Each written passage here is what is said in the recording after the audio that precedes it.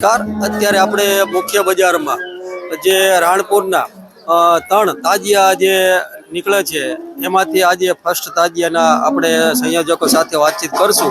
જે આંબલિયા ચોરાના મેમ્બરો છે, જે આંબલિયા ચોરાના જે પેલા તાજિયા છે તેમના આપણે ઉપસ્થિત છે કાર્યકર્તા, તેમની સાથે વાત કરશું. આપનો પરિચય?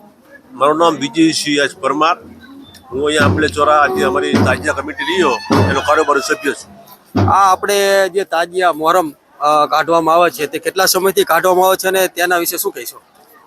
આ જે તાજિયા રહ્યા, આ જે તાજિયાનો મુખ્ય હેતુ છે કે જે કરબલાની અંદર ઇમામ હુસૈન જે શહીદ થયા સત્ય માટે, એની માટે થઈ અને સમગ્ર દુનિયાની અંદર આ તહેવાર ઉજવવામાં આવે છે. એવી રીતે આપણા ભારતની અંદર આખા ભારતમાં ઉજવવામાં આવે છે. એમ રાણપુરમાં અમારે ઘણા વર્ષોથી આ તાજિયાનું મનાવવામાં આવે છે.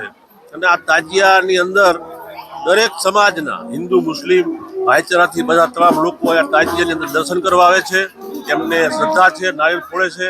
તેમજ આ રાણપુરની અંદર એકતા માટેનું એક ખાસ તહેવાર આ તાજિયા કહેવામાં આવે છે. આમ અંદાજે કેટલા સમયની અંદર તાજિયા તૈયાર થાય છે? તાજિયા અંદાજે 1 મહિનાની અંદર તૈયાર થાય છે. અને મોહરમના 9મા ચાંદ અને 10મા ચાંદ 2 દિવસ તાજિયા રાણપુરના આખા જે વિસ્તાર છે તેમાં ફરે છે. અને 10મા ચાંદ તેને પાણીમાં કૂવાની અંદર તેમને પધરાવવામાં આવે છે. ખૂબ જ સરસ વાત કરી કે આપણને જે તાજિયા વિશે આખો એમનો જે ઇતિહાસ છે તેનાથી આપણને માહિતગાર કર્યા છે. કાંકરિયા ચોરાના તાજિયા અને તેમના કમિટી મેમ્બરો સાથે આપણે વાતચીત કરવા માટે આવ્યા છીએ અને મોહરમ વિશેની માહિતીથી આપણને માહિતગાર કરશે. આપનો પરિચય? ભરતસિંહ કુંવરસંગ, રાણપુર, કાંકરિયા ચોરા તાજિયા કમિટીના મુજાવર. આ આપણે જે વર્ષો વર્ષ જે તાજિયા રાણપુરમાં કાઢવામાં આવે છે અને આપણા તાજિયા રાણપુરના તો વર્લ્ડ ફેમસ છે. દૂર દૂરથી લોકો, બહારથી પણ જોવા લોકો આવે છે. તો તાજિયાનો ખરેખર શું માતમ છે અને શું એનું આપણે આયોજન છે તેના વિશે જરાક કહીશ. તાજિયાનું માતમ દરેક ગામમાં છે, દરેક સિટીમાં છે, દરેક દેશમાં છે. પણ રાણપુરમાં એક અલગ જ છે.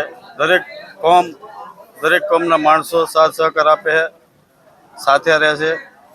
એમની માનતાઓ પગે લાગવા આવે છે.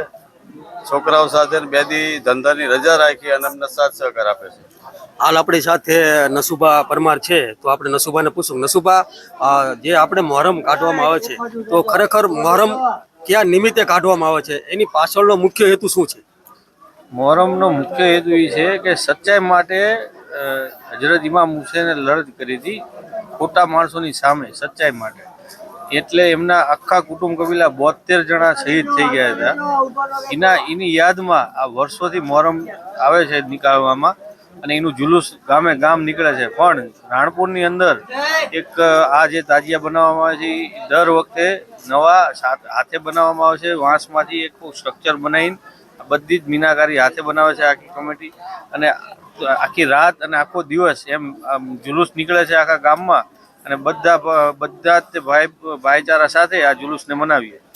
આપણે જે તાજિયા બનાવવામાં આવે છે તો એમાં અંદાજે કેટલો સમય લાગે છે અને કેટલા કારીગરોની મહેનત એમાં હોય છે? તાજિયા બનાવવામાં 1 મહિનો લાગે છે આખો. અને એમાં 15 થી 20 જણા તો ફરજિયાત જોઈ છે. એ કન્ટિન્યુ કામ કરે છે ત્યારે આ તાજિયા તૈયાર થાય છે. ખૂબ જ સરસ આપણને માહિતી આપી છે. અને આ કાંકરિયા ચોરાની આખી કમિટી છે જે એમને ખૂબ જ સરસ તાજિયા જે રાણપુરના જે વર્લ્ડ ફેમસ છે તે પણ તમે પાછળ જોઈ શકો છો.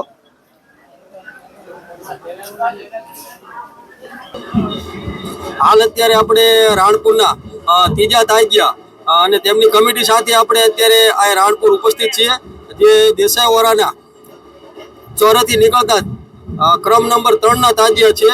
તેઓ આપણે અત્યારે હાલ ત્યાં તાજિયાના સ્થળ ઉપર છીએ અને તમે જોઈ શકો છો પાછળ ખૂબ જ સરસ તાજિયાનું આયોજન કરવામાં આવ્યું છે. અને રાણપુરના જે વખણાય છે કે દૂર દૂરથી લોકો જોવા માટે આવે છે ત્રીજા તાજિયા તરીકે દેસાઈ ઓરાના ચોરાથી નીકળેલા છે. અને હાલ અત્યારે ખૂબ જ મોટી માત્રામાં લોકો અહીંયા ઉપસ્થિત છે, તમે જોઈ શકો છો.